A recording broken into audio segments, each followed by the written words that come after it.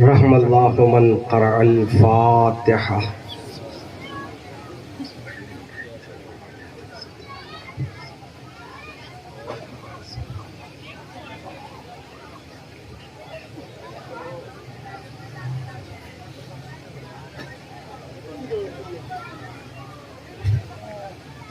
لا حول ولا قوة الا باللہ العلی العظیم۔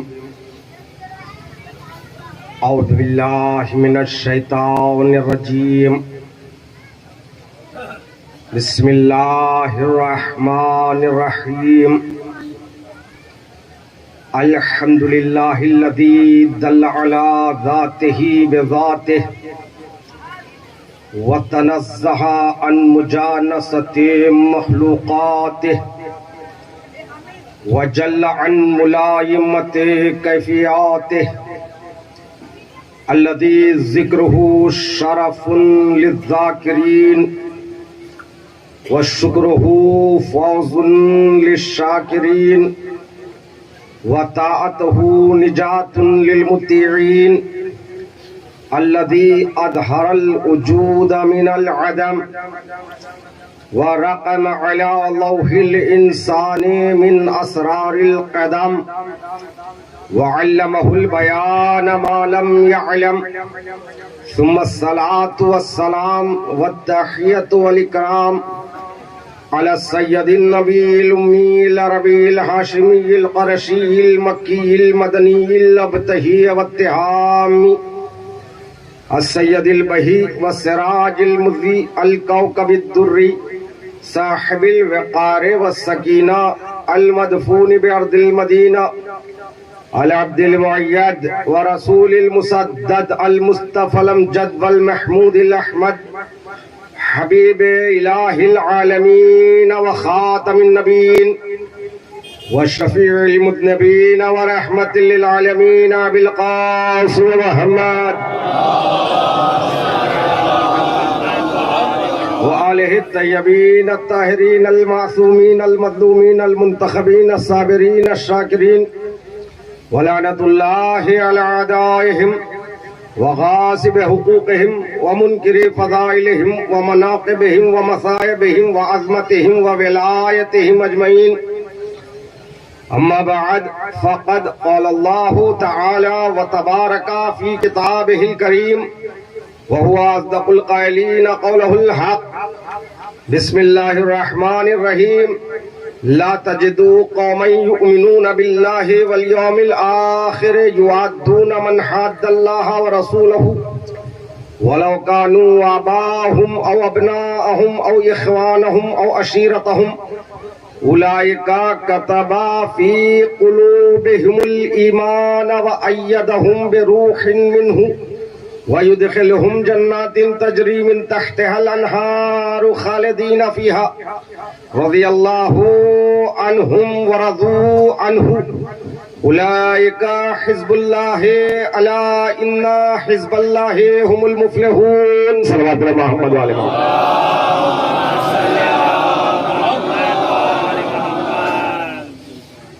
حضرات محترم، قبل اس کے گفتگو کا آغاز کرو آپ سے درخواست ہے ایک مرتبہ سورہ حمد، 3 مرتبہ سورہ اخلاص کی تلاوت فرما کر سید علی احمد، شاہ جہاں بیگم، محمد احمد، رئیس احمد اور پرویز احمد ان ارواح کے لیے اس کا ثواب سب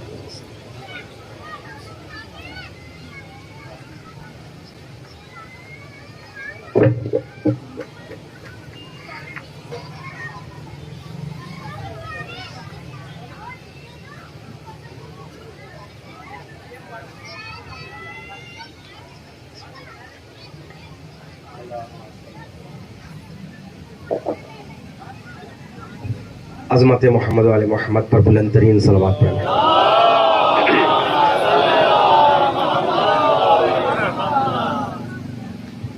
کل کی تمہیدی گفتگو آپ کے اذہان عالیہ میں یقیناً محفوظ ہے۔ میں نے جس آیہ کریمہ کو عنوان گفتگو قرار دیا سورہ مجادلہ کی آخری آیت ہے، جس میں پروردگار عالم اپنے نبی کریم سے خطاب کرتے ہوئے صاحبان ایمان کی صفت خاص کو بیان کر رہا ہے۔ صاحبان ایمان کیسے ہوتے ہیں، ان کی جزا کیا ہے،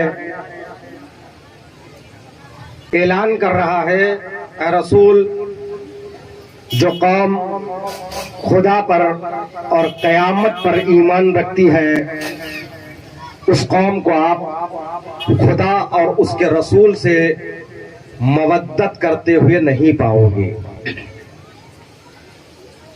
پھر تفصیل یہ ہے، چاہے دشمنان خدا و رسول ان مومنین کے باپ دادا ہو، اولاد ہو، بھائی ہو یا قبیلے اور عشیرے والے ہو۔ گفتگو یہاں تک یہ تھی کہ عزیزان محترم، حقیقی ایمان کی صفت یہی ہے۔ حقیقی ایمان یہی ہے کہ پروردگار عالم اور قیامت کے دن پر جب انسان حقیقی ایمان رکھتا ہے تو پھر اس کی مرضی نہیں، رضا معبود پر اس کی نظر ہوتی ہے۔ کسی نے امام محمد باقر علیہ السلام سے سوال کیا،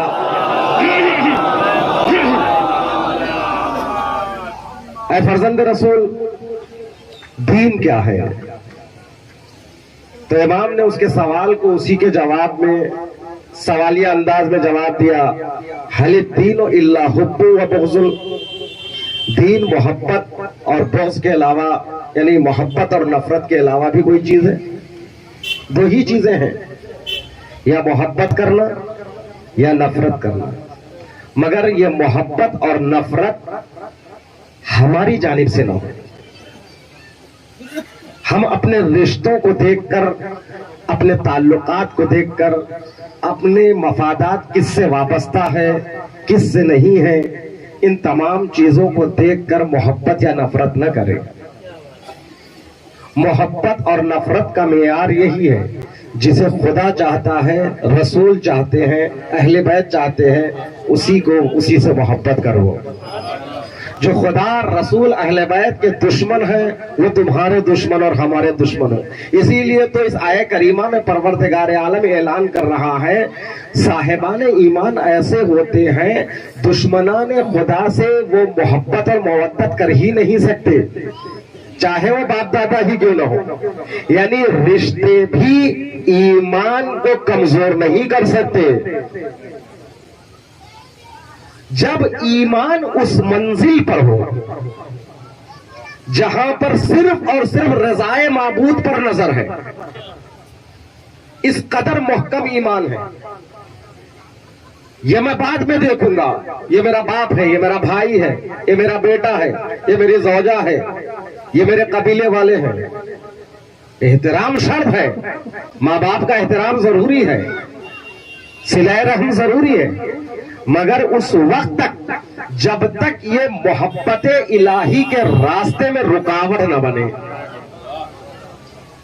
جہاں محبت الہی کے راستے میں رکاوٹ بن جائے، توحید کے راستے میں رکاوٹ بن جائے، تو پھر ان رشتوں کی کوئی قدر نہیں ہے۔ اسی لیے تو قرآن اعلان کر رہا ہے وَلَوْ كَانُوا آبَاءَهُمْ أَوْ أَبْنَاءَهُمْ أَوْ إِخْوَانَهُمْ أَوْ عَشِيرَتَهُمْ۔ جو صاحبان ایمان ہوتے ہیں وہ خدا و رسول کے دشمنوں سے مودت نہیں کر سکتے، چاہے باپ دادا کیوں نہ ہو۔ رشتوں پر نظر نہیں، رضائے معبود پر نظر ہے۔ توجہ چاہتا ہوں میرے عزیزو، رضائے معبود، خدا کیا چاہتا ہے، اس کی رضا کیا ہے۔ جب اس منزل پر ایمان پہنچتا ہے، جس کے لیے پروردگار عالم نے آیت قرآنی میں یوں توضیح اور تشریح کی ہے، اولئک کتب فی قلوبہم الایمان۔ توجہ چاہتا ہوں، تھوڑی دیر تفسیری بحث ہے۔ یہ وہ لوگ ہیں یعنی ان کا ایمان اس منزل پر ہے، صرف ان کی نظر رضائے معبود پر ہے، وہ رشتے نہیں دیکھتے۔ جب ایمان اس منزل پر آ جائے، ایسے صاحبان ایمان کے لیے قدرت اعلان کر رہی ہے، اولئک کتب فی قلوبہم الایمان، یہ وہ ہے جن کے دلوں پر ایمان لکھ دیا گیا ہے، یعنی لقلقہ زبان نہیں ہے۔ توجہ چاہتا ہوں، مولا نے بھی دین سے متعلق عرض کیا کہ لوگ عبید دنیا ہے، دین ان کے لیے لقلقہ زبانی ہے۔ توجہ چاہتا ہوں، تو یہاں پر ایمان لقلقہ لسان و زبان نہیں ہے، دل کے صحیفے پر ایمان کو لکھ دیا ہے۔ اولئک کتب فی قلوبہم الایمان، اب جب ایمان اس منزل پر ہے کہ دل پر ایمان کی حکومت ہے، توجہ چاہتا ہوں، دل حکومت کرتا ہے پورے جسم پر، پورے نظام جسم پر اگر کسی کی حاکمیت ہے تو وہ دل کی ہے۔ دل کہتا ہے تو آنکھیں دیکھتی ہے، دل کہتا ہے تو کان سنتے ہیں، دل کہتا ہے تو پیر آگے بڑھتے ہیں، دل کہتا ہے تو زبان کھلتی ہے۔ دل پر پورے نظام مملکت سلطنت جسم کا حکومت ہے، دل پر دل کی حکومت پورے نظام جسم پر ہے، اور دل پر جس کی حکومت ہو جائے اسے ایمان کہتے ہیں۔ جب ایمان کی حکومت دل پہ، اولئک کتب فی قلوبہم الایمان، جب ایمان دل میں آ جائے تو پروردگار عالم کہہ رہا ہے وَأَيَّدَهُمْ بِرُوحٍ مِّنْهُ، بہت سخت منزل ہے۔ پروردگار اعلان کر رہا ہے ہم ایسے لوگوں کو، ایسی ہستیوں کو اپنی روح کے ذریعے ان کی تائید کریں گے۔ پتہ نہیں آج میں اس تفسیر کے منزل سے بھی آگے بڑھ پاؤں گا کہ نہیں، لیکن چاہتا ہوں کہ آیہ کریمہ کی مکمل تفسیر کر ہی دوں۔ وَأَيَّدَهُمْ بِرُوحٍ مِّنْهُ، تھوڑا میرے ساتھ چلنا پڑے گا، بزرگوں سے معذرت کے ساتھ، یہ الفاظ آپ کے لیے نہیں ہے، میں جوانوں کے لیے ہے۔ وَأَيَّدَهُمْ بِرُوحٍ مِّنْهُ، یعنی پروردگار عالم ایسے صاحبان ایمان کی تائید اپنی روح سے کرتا ہے۔ کبھی آپ نے دیکھا تائید یا تو پیسے سے ہوتی ہے، یا زبان سے ہوتی ہے، یا طاقت سے ہوتی ہے، یا تحریر سے ہوتی ہے۔ میں نے تحریر کے ذریعے ان کی تائید کر دی ہے، میں نے پیسہ بھیج دیا ان کی تائید کر دی ہے، میں نے بیان دے دیا، بیان کے ذریعے میں نے ان کی تائید کر دی۔ اب بیان کے ذریعے، تحریر کے ذریعے، طاقت کے ذریعے، درہم و دینار کے ذریعے، اس کے ذریعے تائید ہوتی ہے، لیکن پروردگار اعلان کر رہا ہے وَأَيَّدَهُمْ بِرُوحٍ مِّنْهُ، میں ان کی تائید روح سے کرتا ہوں۔ یہ عجیب منزل ہے۔ صاحبان ایمان کا ایمان جب اس منزل پر، اس مرحلے پر پہنچ جائے کہ ان کے دلوں میں ایمان رچ بس جائے، تو خدا کہتا ہے روح سے تائید کرتا ہوں۔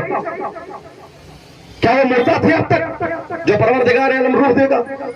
مردہ ہوتے تو صاحبان ایمان نہ بنتے، تو پھر روح سے کیسی تائید ہوگی؟ اب جاننا پڑے گا پہلے روح ہے کیا۔ قرآن اعلان کر رہا ہے خدا روح سے تائید کرے گا، اسی قرآن کے سامنے ادب کو طے کر کے میں پوچھوں گا روح کیا ہے۔ توجہ چاہتا ہوں، اسے کہتے ہیں تفسیر القرآن بالقرآن، قرآن کی تفسیر قرآن کے ذریعے۔ مولا کائنات اعلان فرمائے ینطق بعضہ عن بعض، قرآن کی شان یہ ہے اس کی بعض آیتیں بعض آیتوں کے ذریعے گفتگو کرتی ہے، وَيُفَسِّرُ بَعْضُهُ مِنْ بَعْضٍ، اور بعض آیتیں بعض آیتوں کی تفسیر کرتے ہیں، اسی کو کہتے ہیں تفسیر القرآن بالقرآن، قرآن کی تفسیر قرآن کے ذریعے۔ تو میں روح کی تفسیر جاننا چاہتا ہوں، روح ہے کیا؟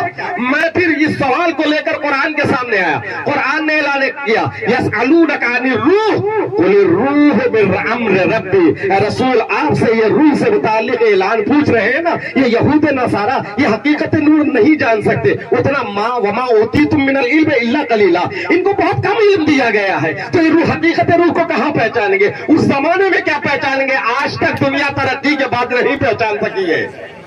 توجہ چاہتا ہوں، یہ میڈیکل کا علاقہ ہے نا، تو یہاں پر عرض کر رہا ہوں، تو یہ جسم میں جہاں پہ بھی خرابی ہو، آج میڈیکل سائنس نے ترقی کر کے بتا دیا یہاں خرابی ہے، آپ کا پھیپڑے میں یہ جگہ خراب ہے، پورے جسم کی تصویر آج ڈاکٹر دیکھتا ہے. کسی ڈاکٹر سے پوچھو روح کہاں ہے، بتا سکتا؟ کوئی ایسی تصویر آئی ہے، کوئی ایسا مصور پیدا ہوا ہے جو تصویر روح کو بتا سکے کہاں ہے روح؟ قل الروح، یہ آپ سے یسألونک عن الروح، آپ سے یا رسول یہ روح سے متعلق سوال کر رہے ہیں. قل الروح من امر ربی، ان سے کہہ دو روح امر رب ہے، اس سے زیادہ سمجھ نہیں سکتے، اس لیے کہ وما اوتیتم من العلم الا قلیلا، ہم نے ان کو علم عطا ہی نہیں کیا. توجہ چاہتا ہوں، بہت کم علم ہے، بہت کم علم ہے. یعنی قیامت تک کے لیے کہا ہے، یہ اس دن کے لیے نہیں، قیامت تک کے لیے علم بہت کم ہے، بہت کم علم کیا ہے. لہذا حقیقت روح کو اتنا سمجھو امر رب ہے. آیت سے آیت کو ملائیے. پروردگار عالم کہہ رہا صاحبان ایمان کا ایمان جب مستحکم ہو جاتا ہے تو پروردگار عالم روح کے سے یہ تائید کرتا ہے. تو روح کیا ہے؟ امر رب ہے. اب پھر امر رب کیا ہے؟ پھر اسی کے سوال کو لے کر قرآن کے محضر میں پہنچا. قرآن کو استاد بنائیے، محضر قرآن میں پہنچ کر سامنے ادب کو طے کیجئے، سوال کیجئے اب امر رب کیا ہے. سورہ یاسین کی آخری آیت میں انما امرہ، اللہ کا امر کیا ہے؟ اذا اراد شیئا ان یقول لہ کن فیکون، جب پروردگار عالم ارادہ کرتا ہے تو کن ان یقول لہ، تو کہتا ہے کن ہو جا، وہ چیز ہو جاتی ہے. مجھے چاہتا ہوں میرے عزیزو، صاحبان علم و ادب کے سامنے ان مسائل کو ہر جگہ میں پیش نہیں کرتا ہوں کیونکہ یہ باتیں بہت سی جگہوں پر سروں سے گزر جاتی ہے، مگر جانتا ہوں اہل علم بیٹھے ہوئے ہیں تو لہذا آپ کے سامنے اس بحث کو چھوڑا ہوں. تو اب دیکھیے روح سے تائید ہے، صاحبان ایمان کی تائید روح سے. روح امر رب ہے. امر رب کیا ہے؟ ارادہ الہی امر رب ہے. ان یقول لہ، جب کہتا ہے پروردگار ہو جا تو ہو جاتی ہے. پورے سورہ صافات کی آیت ہے لہ الخلق والامر، پروردگار عالم کے لیے امر بھی ہے خلق بھی ہے. تو اس کا مطلب خلق الگ چیز ہے، امر الگ چیز ہے. صاحب تفسیر الملان علامہ طباطبائی فرماتے ہیں خلق اور تخلیق وہاں ہے جہاں پہلے سے میٹیریل موجود ہو. کیا بات ہے، توجہ چاہتا ہوں میرے عزیز. جہاں پہلے سے میٹیریل موجود ہو، مادہ موجود ہے، وہاں تخلیق ہے.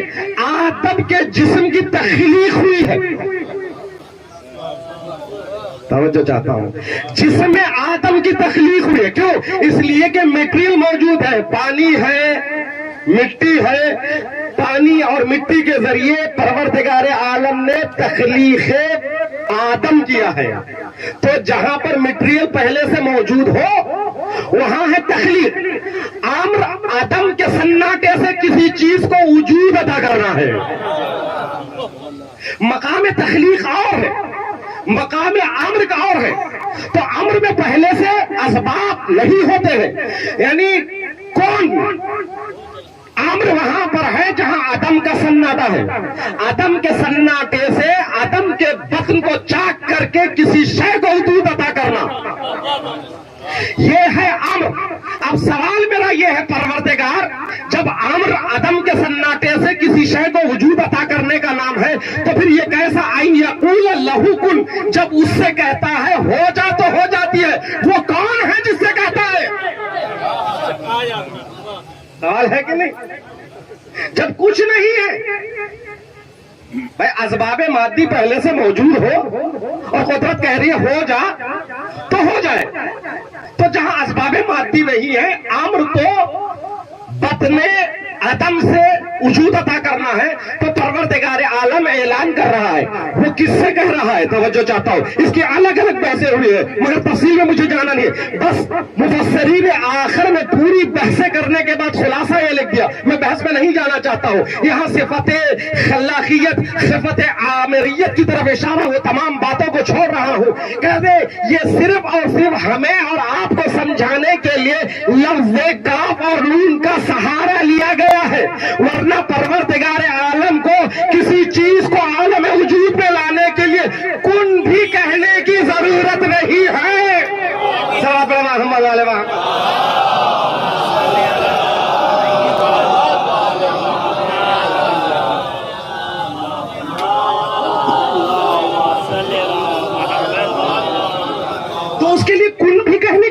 نہیں ہے.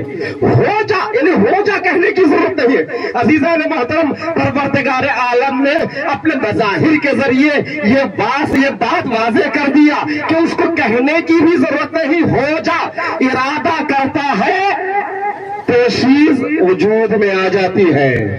تو عزیزان محترم، پروردگار عالم نے ایسی ہستیوں کو پیدا کیا ہے جو مظہر ارادہ الہی ہے. جب جو ہستیاں مظہر ارادہ الہی ہے، واقعہ آپ کے سامنے ہے نا. جب علی مرتضیٰ نے اعلان کیا سلونی سلونی قبل ان تفقدونی، جو چاہے مجھ سے پوچھو قبل اس کے کہ تم مجھے کھو نہ ڈالو. یہ نہیں کہا قبل اس کے کہ میں تمہارے درمیان سے اٹھ جاؤں. صاحبان علم و ادب تشریف فرما ہے، بڑی احتیاط سے ترجمے کرنے پڑتے ہیں.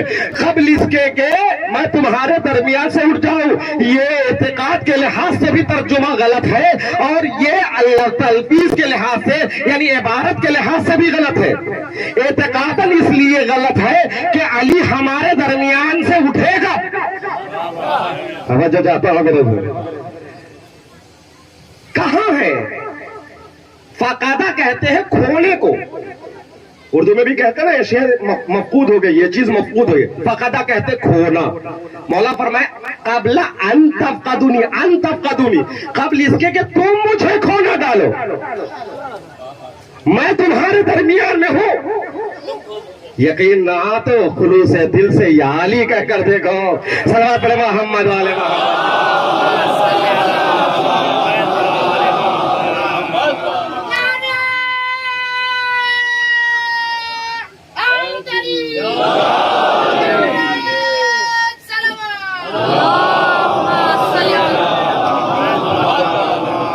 کسی نے خوب کہا رک گیا طوفان غم برتا ہوا ایسا لگا. رک گیا طوفان غم برتا ہوا ایسا لگا، مٹ گیا صدیوں کا جیسے فاصلہ ایسا لگا. مٹ گیا صدیوں کا جیسے فاصلہ ایسا لگا، جب کبھی مشکل پڑی اور جب اسے آواز دی. جب کبھی مشکل پڑی اور جب اسے آواز دی، علی کہنے سے پہلے آ گیا ایسا لگا. صلوات پڑھے محمد والے محمد.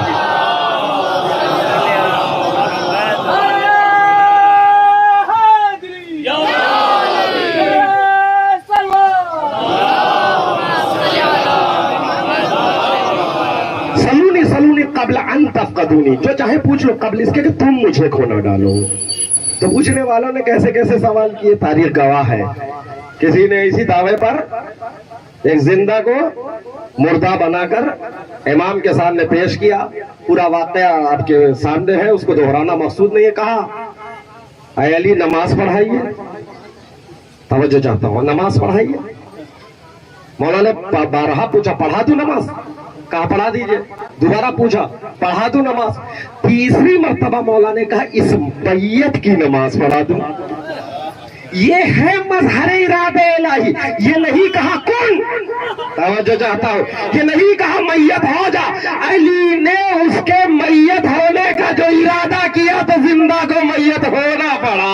صلوات پڑھے محمد والے محمد. تو لہذا گفتگو وہیں سے جہاں پہ چھوڑا تھا، یعنی جب ایمان اس قدر مستحکم ہو، دلوں پر ایمان کی حکومت ہو، تو پروردگار عالم اس کو اپنی روح کے ذریعے تائید کرتا ہے. روح کے ذریعے جب تائید کرتا ہے، روح ہے امر رب. امر رب ارادہ الہی، امر رب ارادہ الہی. اب پروردگار عالم اپنے ارادے کے ذریعے کیسی تائید کرتا ہے؟ ارادہ الہی ہے تو ہم لوگ زندہ ہیں، اس کا ارادہ ہوگا تو اس دنیا سے چل بسیں گے. یہ روح کوئی چیز نہیں ہے، اس کا ارادہ ہے، یہی حیات ہے. اس کا ارادہ ہے جو میں زندہ ہوں. توجہ چاہتا ہوں، ہر چیز کی بقا اس کے ارادے پر منحصر ہے. لوگ پوچھتے ہیں کربلا کیوں باقی ہے؟ راز بقائے کربلا کیا ہے؟ راز بقائے کربلا ہر آدمی اپنی اپنی فکر کے اعتبار سے جواب دیتا. میں ہمیشہ ایک ہی بات کر رہا ہوں، راز بقائے کربلا ارادہ الہی ہے. خدا چاہتا ہے کہ قیامت تک باقی باقی رہے کربلا.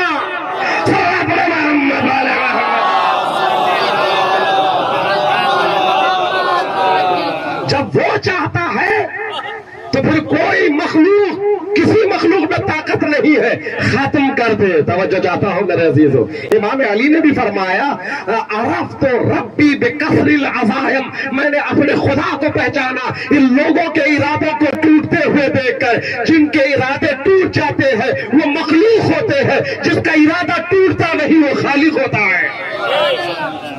تو کربلا کے بقا کا راز ہے ارادہ الہی. ارادہ الہی جس چیز سے تعلق رکھے، جس چیز سے متعلق ہو جائے. خدا نے ارادہ کیا تھا نا صحرائے مکہ، تو صحرائے مکہ ہے، لیکن اللہ نے بچایا، بسایا، چشمہ وہاں پر ابلا. پروردگار عالم کے ارادے سے آج مکہ باقی ہے. پروردگار عالم کے ارادے سے اسی طرح کربلا باقی. یہ الگ موضوع ہے انشاءاللہ، پھر کبھی میں اس پر پورا اشرا پڑھ چکا ہے. کربلا مظہر ارادہ الہی میں پورے اشرے کا عنوان ہے. ایک صلوات محمد علی محمد کی.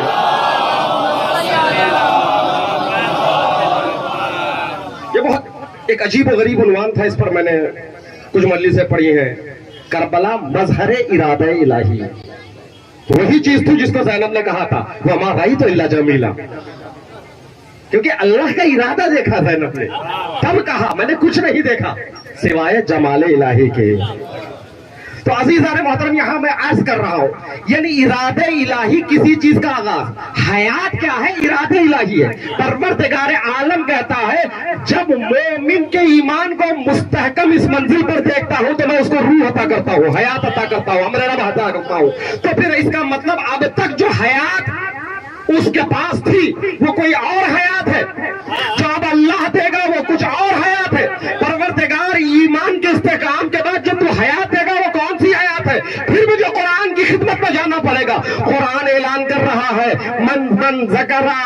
من عمل صالحا من ذکر و انثى وهو مومن فلنحيينه حیاتا طیبہ. جو بھی نیک عمل کرے گا حالت ایمان میں ہم اس کو حیات طیبہ عطا کریں گے. تو اس کا مطلب پروردگار ہوئے شرح فرماتے ہوئے کرمائے حیات طیبہ رضائے معبود کا نام ہے. جس زندگی سے خدا راضی ہے اسی زندگی کو حیات طیبہ کہتے ہیں. اسی لیے پھر آیت میں دیکھو، آیت میں ذکر ہے رضی اللہ عنہم ورضوا عنہ، یہ ان سے راضی وہ اس سے راضی، یہی حیات طیبہ ہے. صلوات محمد علی محمد. رضی اللہ عنہ ورضوا عنہ، خدا ان سے راضی، وہ خدا سے راضی، مکمل طریقے سے راضی ہے. یہ حیات طیبہ حقیقت میں حیات طیبہ اولیاء الہی کی حیات ہے. یعنی یہ وہ زندگانیاں ہیں جن کی مکمل حیات میں ایک لمحے کے 1000ویں حصے میں بھی ارادہ الہی سے خالی نہیں. یعنی رضائے معبود ہر لمحہ نہیں، لمحے کے 1000ویں حصے میں بھی ان کی زندگی رضائے معبود سے خالی نہیں. کیا ممکن ہے کوئی ایسا ہو جس کی مکمل زندگی سے خدا راضی ہو؟ کیسا ہو سکتا ہے کہ کوئی ایسا شخص ہو جس کی مکمل زندگی سے خدا راضی ہو؟ مورخ بیان کر سکتا ہے، سیرت نگار بیان کر سکتا ہے. سیرت نگار تو باہر سے دیکھے گا، جو دیکھے گا وہ لکھے گا، دل کی کیفیت تو اسے کیا علم ہے. ہر آدمی تو ہر ایک کے ساتھ ہمیشہ نہیں رہ سکتا. دلوں کے رازوں کو کون جاتا ہے؟ معبود. اگر کوئی ہے تو ہی بیان کر سکتا ہے. بتا کوئی ایسے ہستی ہے، ہستیاں ہیں جو مکمل تیرے ارادے کے سانچے میں ڈھلے ہوئے ہو. تو اعلان کر رہا ہے وَمَا تَشَاءُونَ إِلَّا يَشَاءَ اللَّهُ. ہے کچھ ہستیاں جو کچھ نہیں چاہتی، وہی چاہتی ہے جو خدا چاہتا ہے. اب وہ ہستیاں کون ہیں؟ تفسیر علی ابن ابراہیم قمی میں امام محمد باقر علیہ السلام ارشاد فرماتے ہیں ان اللہ جعل قلوب الائمۃ موردا لارادتہ. بہت سنبھل کر میں پڑھ رہا ہوں. مجھے پتا ہے کہ صاحبان علم و فہم تشریف فرما ہے، ورنہ یہ وہ باتیں ہیں جو عام طور پر پڑھی نہیں جاتی ہے. ان اللہ جعل قلوب الائمۃ موردن لارادتہ، پروردگار عالم نے ائمہ کے دلوں کو اپنے ارادے کا ٹھکانہ قرار دیا. اللہ اکبر. وما تشاءون الا ان یشاء اللہ. اس کی تفسیر حدیثی ہے. یہ پہلے میں عرض کیا نا، تفسیر القرآن بالقرآن ہے. جہاں ایک آیت کی تفسیر دوسری آیت سے ہو اسے کہتے ہیں تفسیر کی زبان میں تفسیر القرآن بالقرآن، یعنی قرآن کی تفسیر قرآن کے ذریعے. جب قرآن کی ذریعے تفسیر حدیث معصوم سے ہو تو اس کو کہتے ہیں تفسیر روایی. چلتے چلتے ان باتوں کو بھی سمجھنا ضروری ہے. اسے تفسیر روایی کہتے ہیں. تفسیر روایی کیا ہے؟ مولا فرماتے ان اللہ جعل قلوب الائمۃ موردن لارادتہ، پروردگار عالم نے ہمارے دلوں کو اپنے ارادے کا ٹھکانہ قرار دیا. اذا شاء اللہ شیئا فشاؤہ، جب وہ کچھ کرنا چاہتا ہے تو یہ کر گزرتے ہیں. کیوں؟ اللہ نے ان کے ارادوں کو اپنے ان کے دلوں کو اپنے ارادے کا ٹھکانہ کیوں قرار دیا؟ اس لیے کہ انہوں نے اپنی زندگی کو اس کے ارادے کے سانچے میں یوں ڈھال دیا. اللہ اکبر. اسی لیے جب یہ کہتے ہیں تو اعلان کرتا ہے، کہتا ہے، وہ اعلان کر رہا ہے. رسول وہی کہتے ہو جو ہم نے وہی نازل کی. جب کرتے ہیں کچھ تو اعلان کر رہا، وما رمیت اذ رمیت الا رما. پروردگار عالم تم نے کہا ہے رسول تم نے کنکریاں نہیں پھینکی، ہم نے پھینکی ہے. تو اذا شاء اللہ شیئا فشاؤہ، جب پروردگار عالم کچھ کرنا چاہتا ہے یہ کر گزرتے ہیں. اب یہی سے ایک بہت بڑا مسئلہ حل کرنا چاہتا ہوں، اس کے بعد آگے بڑھ جاؤں گا. تاریخی مسئلہ ہے، آپ سب جانتے ہیں. ہم پر یہ الزام کہ آپ اہل بیت اور مولائے کائنات کے فضائل بیان کرنے میں ہمیشہ غلو سے کام لیتے ہیں.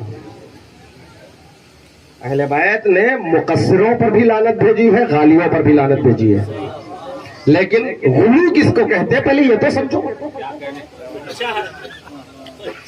یعنی مولا خود فرمایا نزل عن الربوبیہ، ہم کو ربوبیت سے اتارو، اس کے بعد جو بھی ہماری شان میں کہو گے کم کہا تم نے. یہ ہے خدا نہ بناؤ. مگر ہم پر الزام غلو کا متضاد باتیں پیش کرتے ہو.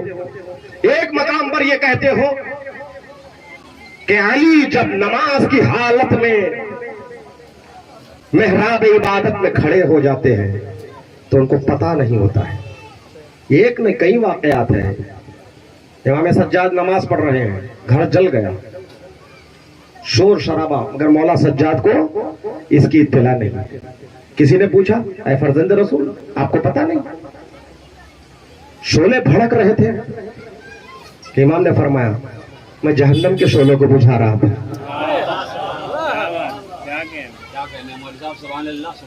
یہ مولا کا جملہ ہے امام سجاد کا.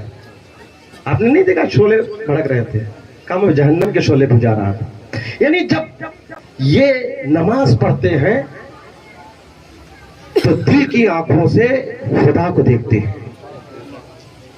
ثعلب یمانی نے سوال کیا نا اے امیر المومنین، اے علی کیا آپ نے اپنے رب کو دیکھا؟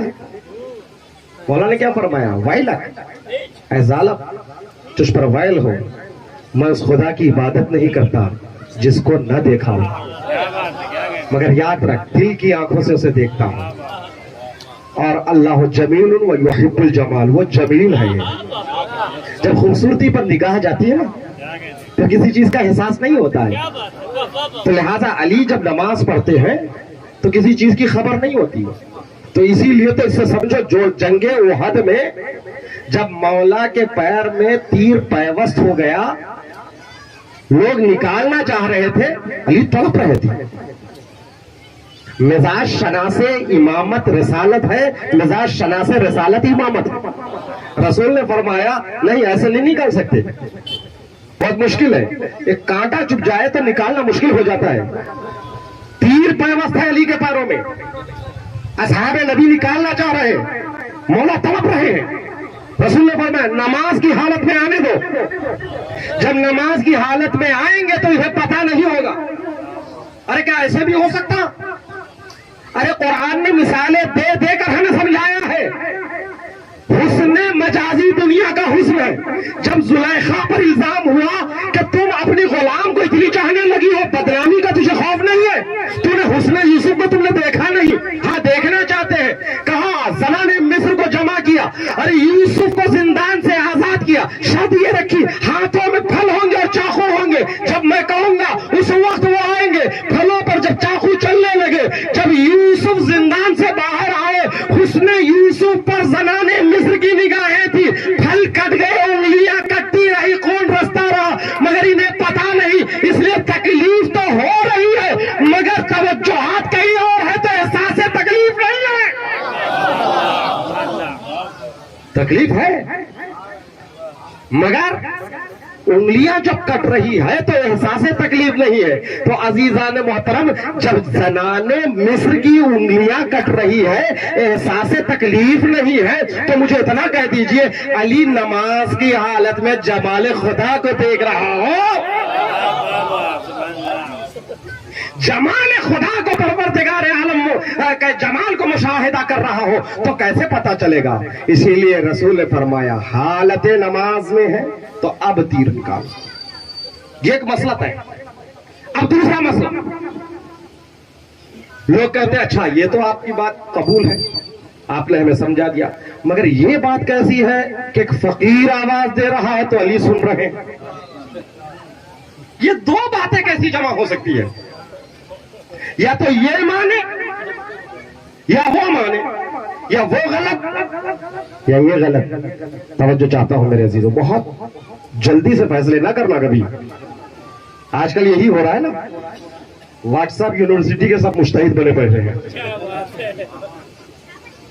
تو یہ واٹس ایپ یونیورسٹی کے مجتہدین بڑے خطرناک ہیں، اور علی گڑھ یونیورسٹی کے تمام حضرات اس سے محفوظ رہے ہیں کہ واٹس ایپ یونیورسٹی ارے پڑھ لیا، 60 سال 70 سال سے علماء مجتہدین پڑھ رہے ہیں، انہیں پتا نہیں، انہیں سب کچھ پتا ہے، انہیں سب کچھ پتا ہے، کرے یہ کیسے وہ کیسے۔ اسی لیے عزیزان محترم، ایمان کے مراحل بڑے سخت ہیں۔ امام سجاد فرماتے ہیں لو علم ابو ذر ما فی قلب سلمان لقتلہ، اگر ابو ذر کو پتا چل جائے سلمان کے دل میں کیا ہے تو ابو ذر قتل کر دے گا۔ یہ معرفت کی منزل ہے، تو لہذا فوراً اعتراض نہ کرنا، لیکن ہے یہ اعتراض، جواب تو دینا ہے۔ آپ لوگ غلو کرتے ہیں، متضاد باتیں علی کی شان میں کہتے ہو، ایک طرف تو یہ کہتے ہو کہ پیر تیروں سے نکال لی جائے علی کو پتہ نہ چلے، اور دوسری طرف یہ دعویٰ کہ مسجد میں ایک فقیر آتا ہے اور علی نے حالت قیام میں حالت رکوع میں زکات دے دی۔ تیر نکلنے کا جسے احساس نہ ہو وہ آواز پر کیسے فوراً ہاتھ کو بڑھا دیا، یہ مسئلہ حل کرنا ہے۔ دراصل عزیزان محترم، اذا شاء اللہ شیئا فشاؤہ، وہ علی کے گھر پہ نہیں خدا کے گھر پہ آیا تھا، اور جاتے جاتے یہ کہہ رہا تھا پروردگار میں تجھے گواہ بنا رہا ہوں، تیرے گھر سے خالی ہاتھ جا رہا ہوں۔ علی کو پسند نہیں، خدا کو پسند نہیں ہے کہ کوئی اس کے گھر سے خالی ہاتھ جائے۔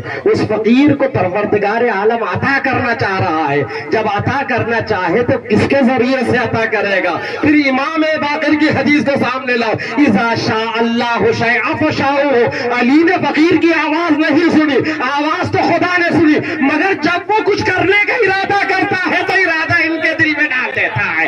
صلوات محمد علی محمد۔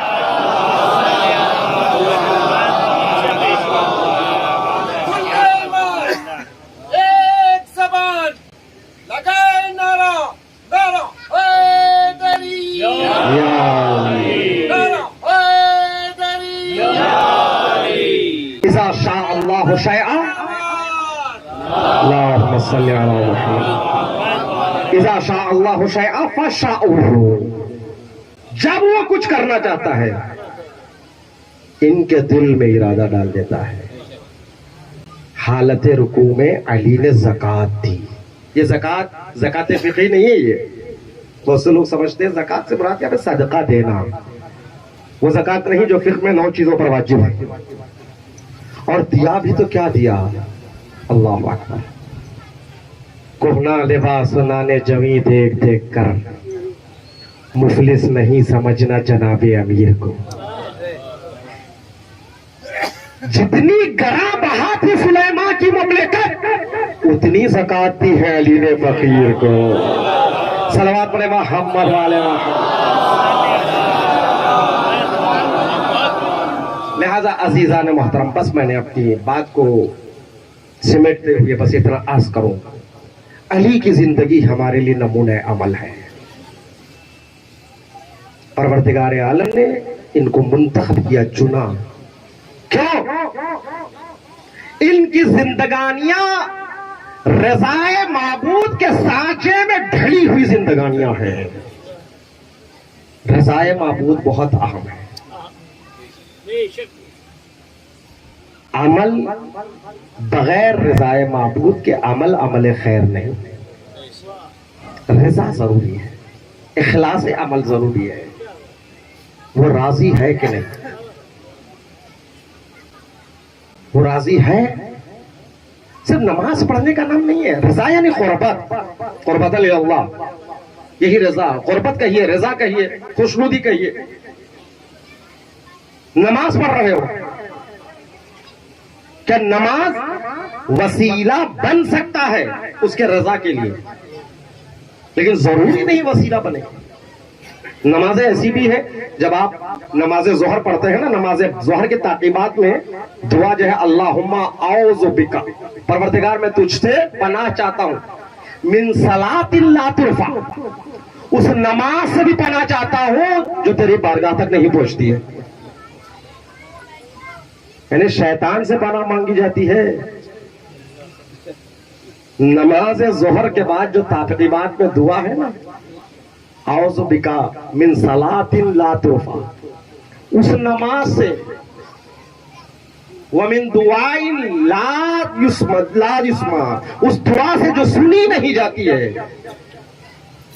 اٹھا کر پڑھیے، انشاءاللہ آج گھر جا کر آپ جوانوں سے، بزرگوں سے معذرت کے ساتھ اٹھا کر دیکھیں کہ وہ نماز، اس سے بھی پناہ مانگی جاتی ہے۔ نماز میں صلاحیت ہے، لیکن ہر نماز انسان کو اللہ سے قریب نہیں کر سکتی۔ آپ نماز پڑھ رہے ہیں، ایک بچہ کنویں میں گر گیا، اب سوال یہ ہے کہ آپ نماز کو مکمل کریں گے تو تب تک بچہ مر جائے گا۔ اب رضائے معبود کس میں ہے؟ توجہ چاہتا ہوں میرے عزیزوں، یہی سمجھنا شریعت ہے۔ رضائے معبود کا ہے، نماز واجب ہے، نماز توڑنا حرام ہے۔ بچے کی جان کی حفاظت بھی ضروری ہے، وہ اس چیز پر موقوف ہے کہ نماز توڑے۔ نماز نہیں توڑیں گے تو بچہ نہیں بچ پائے گا۔ حکم شریعت یہی ہے۔ اب تمہارے لیے اس وقت عبادت نماز نہیں ہے، عبادت یہ، اگر تم آمدن جانتے ہوئے بھی اس کام کو چھوڑ کر نماز پڑھو گے، یہ رضائے معبود کا سبب نہیں، بلکہ یہ خدا کی نافرمانی ہو رہی ہے۔ لہذا نماز توڑو، پہلے جان کو بچاؤ۔ اب رضائے معبود وہاں ہے، یہاں نہیں۔ ایک بار آپ کے گھر پہ بادشاہ وقت آ گیا، وزیر اعظم آ گیا، تق الباب کر رہا ہے نماز کی حالت میں۔ اللہ اکبر، شریعت کو دیکھیے، مزاج شریعت کو جانیے۔ آپ نماز نہیں توڑ سکتے۔ بچہ گر گیا تو انقاذ نفس کے لیے، انقاذ یعنی بچے کو بچانے کے لیے، اس کی جان کو بچانے کے لیے نماز کا توڑنا واجب ہے۔ بادشاہ ہے، وقت کھڑا ہے تو نماز نہیں توڑ سکتے۔ نماز مکمل کرو، اس لیے کہ مالک یوم الدین کے سامنے کھڑے ہو۔ مزاج شریعت کو جانے، مصلحت الہی کو جانے، رضائے معبود، یہ وہ زندگانیاں ہیں جو رضائے معبود کے سانچے میں ڈلی ہوئی ہے۔ سمجھو رضائے معبود کہاں سے ملے؟ اخلاص عمل۔ مولانا فرماتے، مولانا روم، از علی آموز اخلاص عمل، علی سے سیکھو اخلاص عمل۔ کیسے؟ پوری مثنوی میں وہ لکھتا ہے کہ جب انہوں نے پہلوان پر قبضہ حاصل کر لیا عمرو بن عبدوت پر، فوراً اٹھ گئے، اس لیے کہ اس نے گستاخی کی۔ اس نے گستاخی اس لیے کی کہ وہ اپنی اہانت سمجھ رہا ہے زندہ رکھنا، جلدی سے علی مار دے۔ پوچھا کیوں نہیں مار رہے ہو؟ تو کہا ذاتی طور پر اس نے میری اہانت کی ہے۔ توجہ چاہتا ہوں، علی نہیں چاہتے کہ تلوار کی روانی میں جذبات کی طغیانی شامل ہو جائے،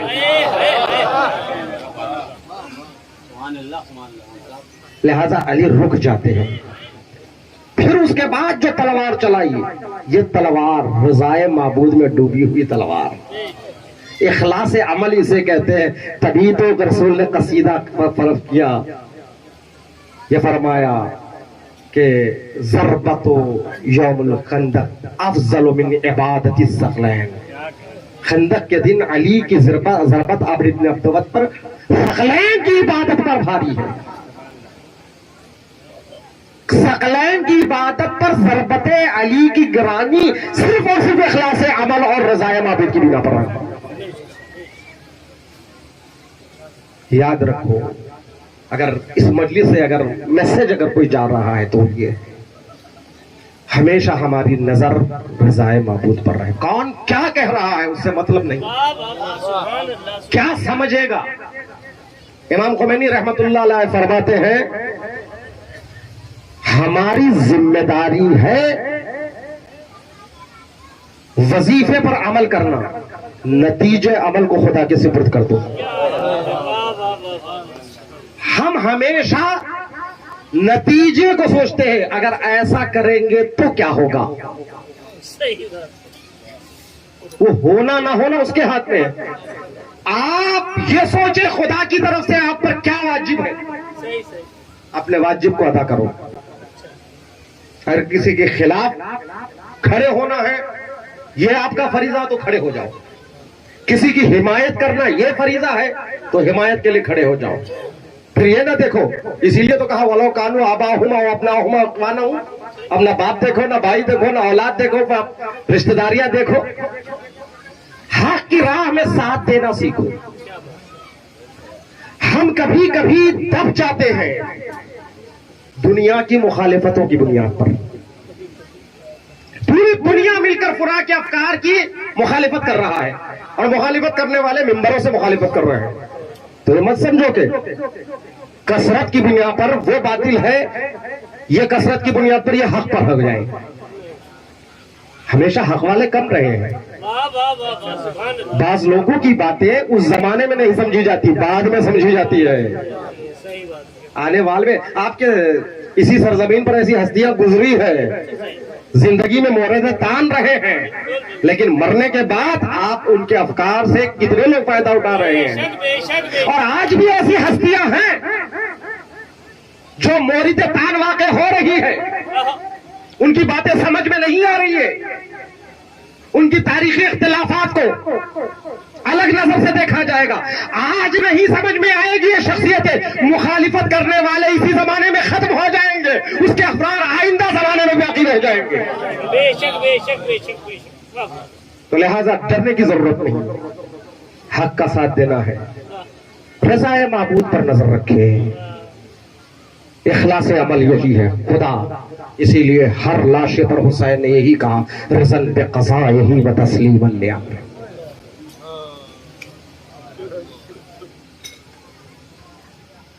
اللہ اکبر، ہر لاشے پر حسین کا یہی تو نوحہ اور مرثیہ، یہی کلام تھا، دکھانے کے لیے نہیں۔ کربلا دونوں تصویروں کو پیش کر رہا ہے۔ آخری جملہ، ایک وہ جو خدا کے لیے، ایک عمل وہ جو دنیا کو دکھانے کے لیے۔ وہ عمل یہ اسی سرزمین کا جملہ اسی سرزمین پہ پڑھ رہا ہوں. اگر آپ کے مطالعات میں یہ جملہ ہے تو آپ پہنچ جائیں گے میں کہاں سے پڑھ رہا ہوں. دو تصویریں سید العلماء کا جملہ ہے یہ. دو تصویریں آپ کے سامنے ہیں. ایک تصویر وہ ہے جہاں پسر ذات خیام حسینی کی طرف پہلا تیر چلاتے ہوئے بھی فوج کے تمام افراد کو گواہ بنا کر کہہ رہا ہے گواہ رہنا، گواہی دینا. قیام حسین کی طرف پہلا تیر میں چلا رہا ہوں. کیوں؟ اس لیے کہ اس پر یہ الزام آ گیا تھا نا کہ یہ نرمی برت رہا ہے حسین کے ساتھ. اس لیے اس نے پہلا تیر چلایا خیام حسینی کی طرف اور کہا تم لوگ سب گواہ رہنا. تیر چلاتے ہوئے بھی جس کو گواہ بنایا وہ لوگ ہیں. یعنی کربلا میں پسر سات کا جو عمل ہے وہ دکھاوے کا ہے. اور اس کے مقابل میں توجہ جاتا جملہ قابل غور ہے. اس کے مقابل میں حسین نے لخت جگر علی اکبر کو بھیجتے ہوئے کہا پروردگار تو گواہ ہے نا.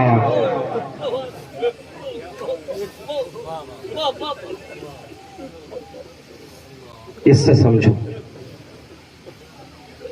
ادھر دکھاوے کی ادھر خدا کو گواہ بنایا جا رہا ہے.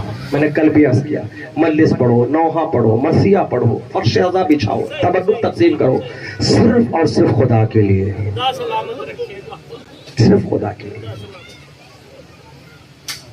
صرف خدا کے لیے.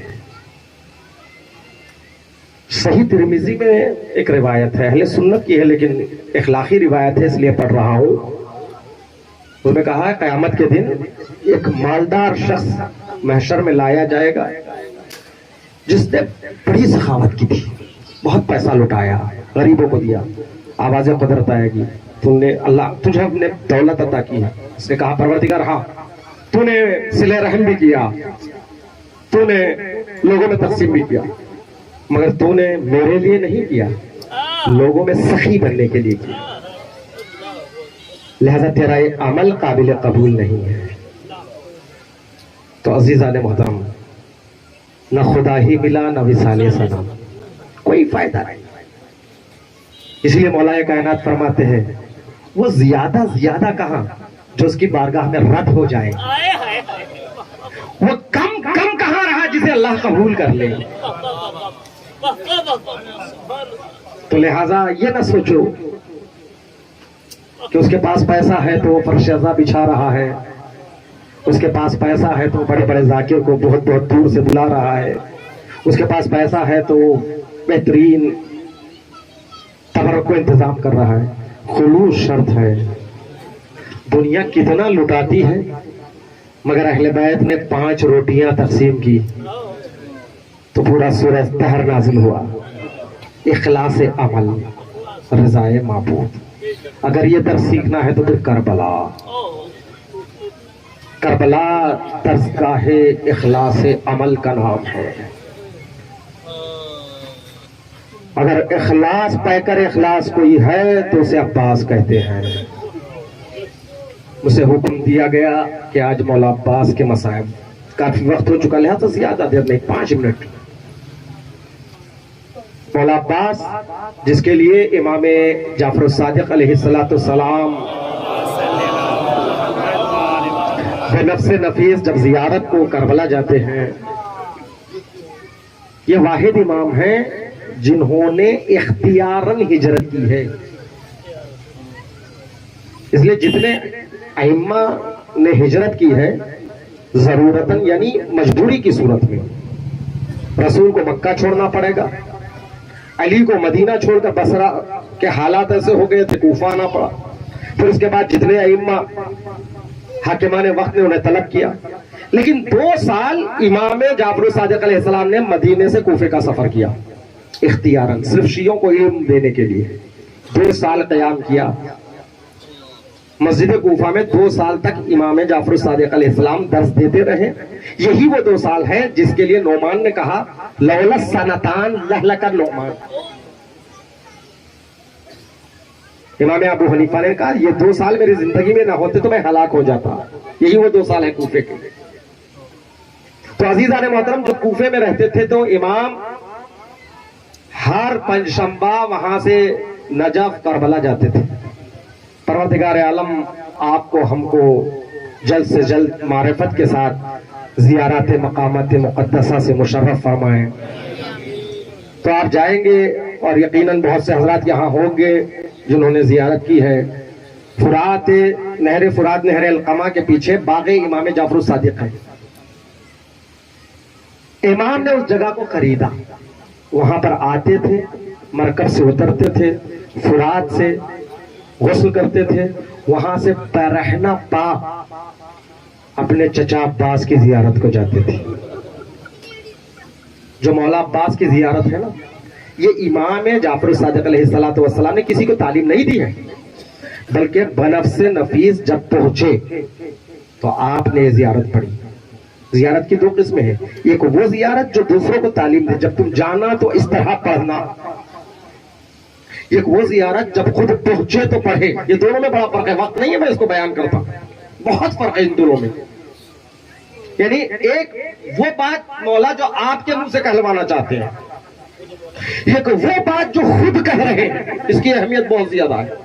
تو امام کی جو زیارت ہے نا, جو مولا عباس کی زیارت ہے, یہ زیارت وہ نہیں ہے کہ امام نے کسی کو تعلیم دی ہے, تم جانا تو یہ وہاں پر کھڑے ہو کر یہ پڑھنا.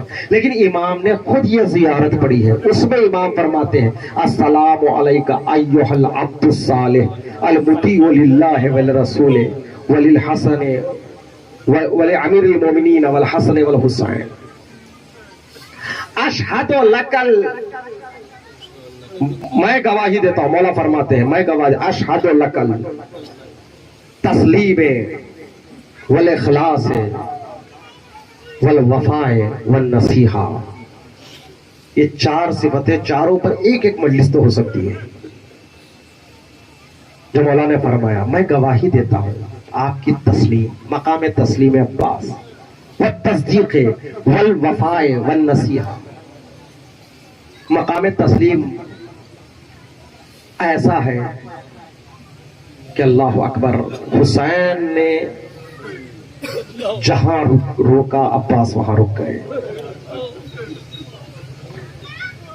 تاریخ کے بین السطور مجھے کہیں نہیں ملا سب نے علی حسین کو مشورہ دیا آقا نہ جائیے, مولا نہ جائیے. اپنے بھی تھے, غیر بھی تھے, لیکن مجھے آج تک نہیں ملا کہ عباس نے کہا ہو آقا نہ جائیے. ایک مقام مجھے کوئی بتا دے تو میں اپنا نظریہ بدل دوں گا. ایک مقام ایسا جہاں عباس نے کہا ہو, جہاں عباس نے حسین کو مشورہ دیا, یہ ہے معرفت عباس. ایک مقام, ایک منزل ایسی نہیں ہے جہاں عباس نے مشورہ دیا ہو, کیونکہ عباس جانتے ہیں یہ وہ شخصیت نہیں جسے میں مشورہ دوں. اور مقام تسلیم, مقام رضا یہ ہے جس وقت علی کے سر پہ ضربت لگی, باپ کا سر زخمی, کیا عباس کو جلال نہیں آیا؟ علی نے پہلے ہی وصیت کر دی اگر میں زندہ رہوں تو میرے سپرد کر دو, نہیں تو ایک ضربت کے مقابل میں صرف ایک ضربت. اللہ اکبر.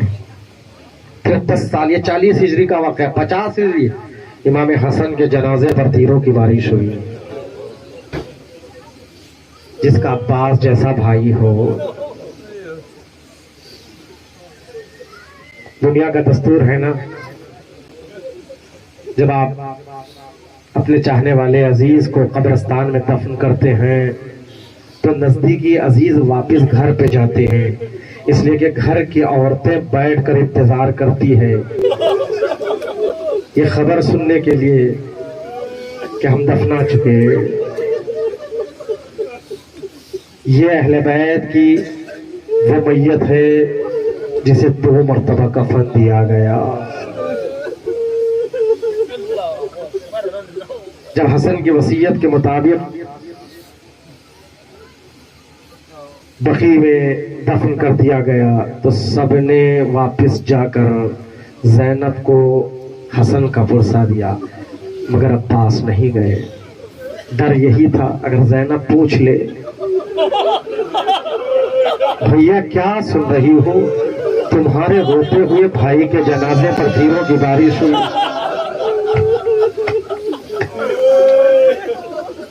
ذرا احساس کیجئے، تلوار نکلی تو تھی عباس کی، لیکن یہی مقام تسلیم رضا ہے۔ رضائے حسین رضائے معبود ہے، اس لیے کہ حسین مظہر رضائے رب کا نام ہے، رضائے حسین پر رہا، لہذا حسینی کاموں میں ہمیشہ رضائے حسین اور رضائے معبود پر نظر رہے۔ کبھی ان کاموں میں میرا دل یہ چاہتا ہے، آپ کا دل یہ چاہتا ہے، یہ نہیں، حسین کیا چاہتا ہے۔ یہ مجلس حسین کی ہے، یہ پرشازہ حسین کی ہے، یہ خطیب حسین کا ہے، یہ سامعین حسین کا ہے۔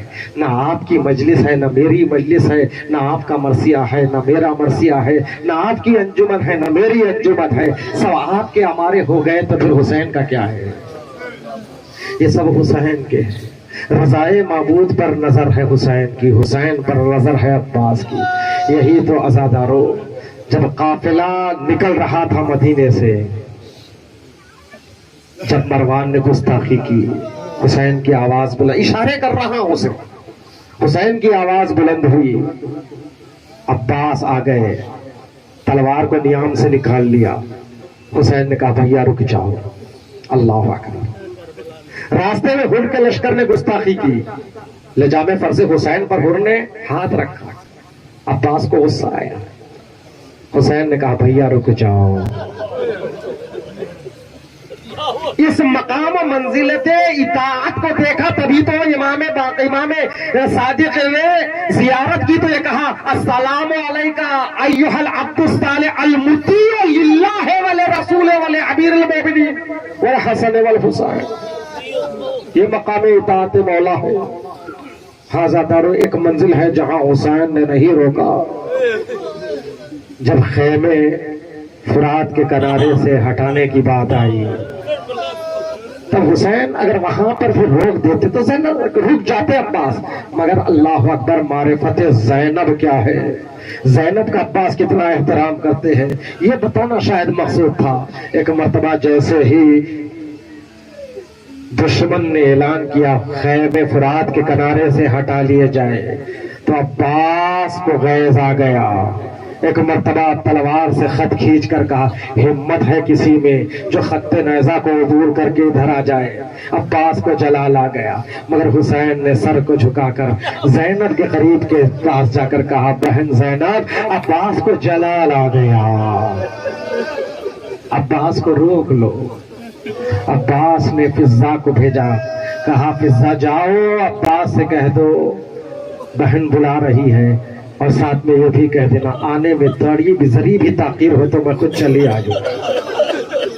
وہ عباس جو فوج اشقیاء کو للکار رہے تھے، یہ صدا بلند کر رہے تھے جس کے ہاتھ بڑھیں گے اس کے ہاتھ کاٹ دیے جائیں گے، مگر جیسے ہی زینب نے طلب کیا سر کو جھکائے، خیمے زینب میں آ گئے، تلوار کو رکھا، سر کو جھکا دیا۔ زینب نے کہا مصلحت یہی ہے کہ خیمے فرات کے کنارے سے ہٹا لیے جائے۔ یہ ہے اطاعت عباس۔ اللہ اکبر، شجاعت عباس کا تذکرہ ہوتا ہے، ذرا صبر عباس کا بھی تذکرہ ہو جائے۔ اللہ اکبر، عباس کا صبر دیکھو۔ ابھی جو عباس یہ اعلان کر رہے تھے جو ہاتھ خیموں کی طرف بڑھیں گے ان ہاتھوں کو کاٹ لیا جائے گا، اللہ رے اطاعت زینب و حسین، اپنے ہی ہاتھوں سے خیموں کے تنابوں کی رسیاں عباس کھول رہے ہیں۔ عجب منزل ہے۔ ہاذا دارو، شب عاشور ہے، شب عاشور عباس خیموں کے اطراف گھوم رہے ہیں۔ زہیر ابن خین نے عباس کو یاد دلایا کہ آپ کے بابا کی بات یاد آ گئی۔ عباس نے کہا حالات بڑے خراب ہیں، میں اسی گھوڑے پر بیٹھے بیٹھے آپ کی بات سن لوں گا، بتاؤ آپ نے بابا کا نام لیا اس لیے رک گیا ہوں۔ زہیر ابن خین کہتے ہیں تو آپ کو معلوم ہے عباس آپ کے بابا نے دوسری شادی کیوں کی ہے؟ تاکہ بہادر بیٹا پیدا ہو۔ اللہ اکبر۔ عباس نے ایک ایسی انگڑائی، مقتل کے جملے ہیں کہ ایک رکاب کی کڑیاں ٹوٹنے لگی۔ اے زہیر، میری شجاعت کو دیکھنا چاہتے ہو تو صبح تو ہونے دو۔ ہاں زادارو، صبح عاشورہ نمودار ہوئی، ایک ایک شہید جاتا رہا، حسرت کی نگاہوں سے عباس حسین کو دیکھتے رہے، مجھے کب رنگ کی رضا ملے گی۔ حسین بار بار یہی سمجھاتے رہے، عباس تم تو میرے لشکر کے علم بردار ہو۔ ایک وقت میں آیا جب کوئی نہیں تھا، عباس خدمت حسین میں آئے، آقا اب تو رنگ کی اجازت دیجیے۔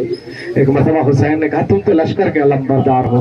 حسرت بھری نگاہ مقتل پہ ڈالی اور عباس نے کہا آقا وہ لشکر کہاں جس کا میں علم بردار ہوں۔ ایک مرتبہ حسین نے طوفان بلاخیز کا رخ یوں موڑا کہ عباس دیکھو یہ خیمے سے کیسی آوازیں آ رہی ہے، العطش العطش العطش، سکینہ بہت پیاسی ہے، عباس ذرا پانی کا انتظام کر دو۔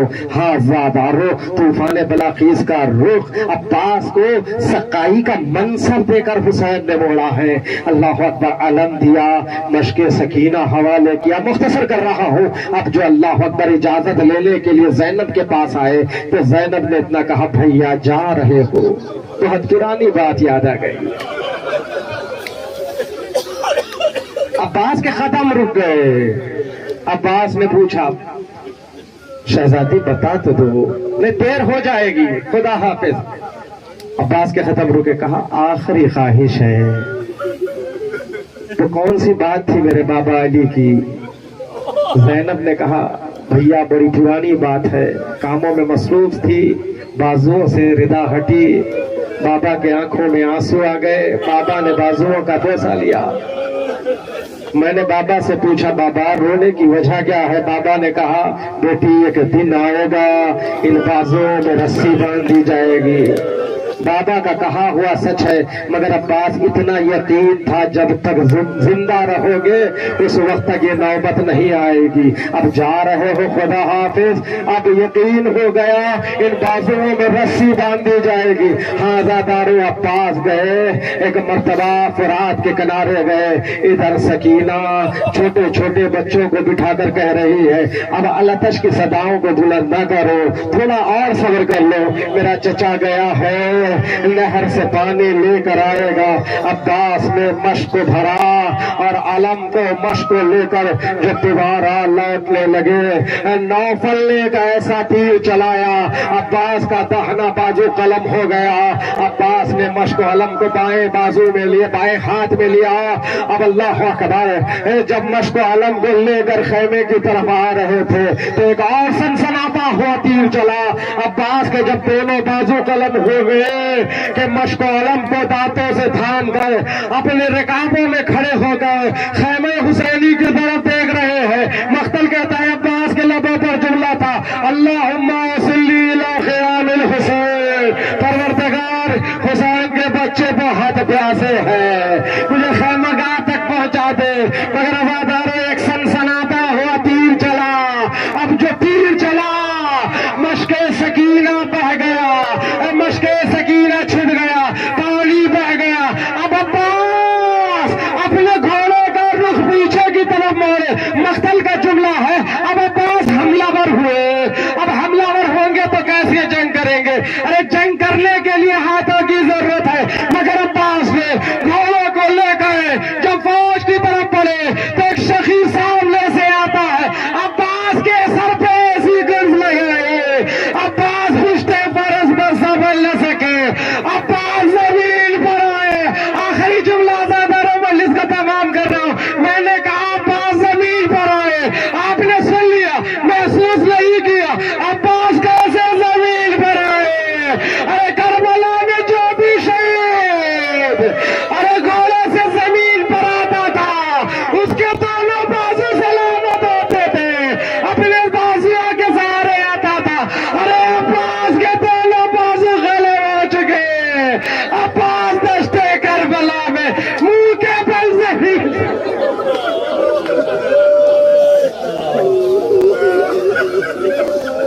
ضلالة وسيعلم الذين ظلموا ربنا تقبل منا إنك أنت السميع العليم اللهم إني أسألك بحق محمد وأنت المحمود وبحق علي وأنت الأعلى وبحق فاطمة وأنت فاطر السماوات والأرض وبحق الحسن وأنت المحسن وبحق الحسين وأنت قديم الإحسان وبحق الأئمة التسعة المعصومين من ذرية الحسين علیہ السلام بارے لہا واسطہ محمد و علی محمد کا جہاں جہاں اشیاء حیدر کرار آباد ہے ان کی جان مال عزت آبرو اور ناموس کی حفاظت فرما مالک ہمیں کوئی غم نہ دے سوائے غطولت غم شتیر کے پروردگارہ واسطہ محمد و علی محمد کا تجھے واسطہ اہل بیت طیبین طاہرین کا معرفت کے ساتھ حج عمرہ زیارات کرنا نصیب فرما پروردگارہ رضائے معبود کے راہ پر چلتے رہنے کی توفیق عطا فرما نور ولایت ائمہ نور قرآن سے ہمارے دلوں کو مرنے کے بعد ہمارے قبروں کو منور اور روشن رکھ پروردگارہ ہمارے مرحومین کی مغفرت فرما جوار رحمت پہ جگہ عطا فرما ان کے برزخی زندگی کو آسان فرما مالک واسطہ محمد والے محمد کا علماء اعلام مراج تقلید بالخصوص آیت اللہ العظمیٰ آغا سیستانی رہبر معظم آیت اللہ العظمیٰ آغا خامنائی سید مقاومت شیر عرب سید حسن نصر اللہ کا سایہ ہمارے سروں پر سلامت رکھ پروردگارہ واسطہ محمد علیہ محمد کا ظالم حکمرانوں اور حکومتوں کا خاتمہ فرما پروردگارہ عدل مجسم کے ظہور میں تعجیل فرما ان کے حقیقی ناصروں میں ہمارا شمار فرما